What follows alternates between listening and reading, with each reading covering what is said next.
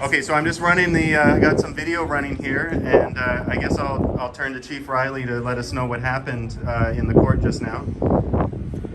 Well, the province has been conspiring to do everything it can to discourage the Indian fisher and hunters from harvesting, which they legally have the right to do under their treaty, which is a very powerful treaty. And the Crown trying to say that, hey, there's other things too.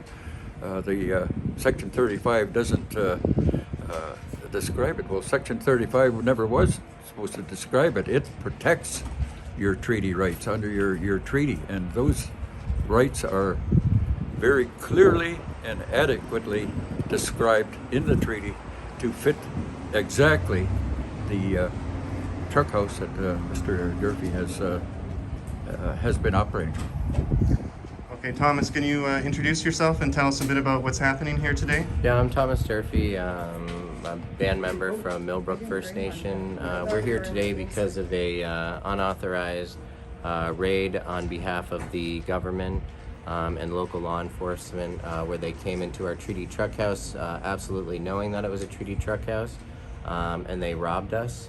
They violated us, and they did not recognize us as Mi'kma'ki and as a First Nation Indigenous persons. Everyone that was arrested that day is First Nation. The business that they violated was Indigenous Treaty Truck House. It's not described as a dispensary.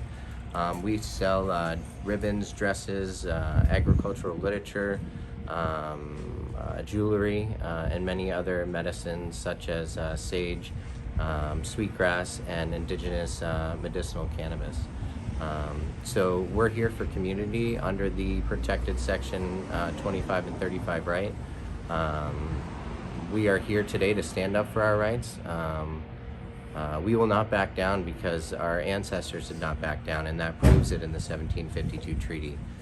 Proves how strong we are, and it proves today that we've always been here and we always will be.